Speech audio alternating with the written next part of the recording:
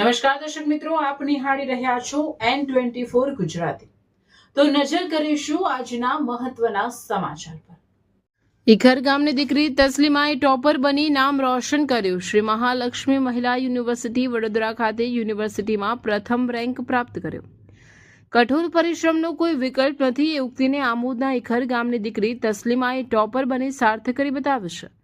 ઇખર સ્થિત પૂર્વ આરોગ્ય સુપરવાઇઝર યુનુસભાઈ તલાટીની દીકરી તસ્લીમાએ શ્રી મહાલક્ષ્મી મહિલા યુનિવર્સિટી વડોદરા ખાતે યુનિવર્સિટીમાં પ્રથમ રેન્ક પ્રાપ્ત કર્યો છે। આ સિદ્ધિ બદલ તસ્લીમાને પારુલ યુનિવર્સિટીના સંચાલકો દ્વારા મેડલ તેમજ પ્રમાણપત્ર એનાયત કરી સન્માનિત કરવામાં આવી હતી।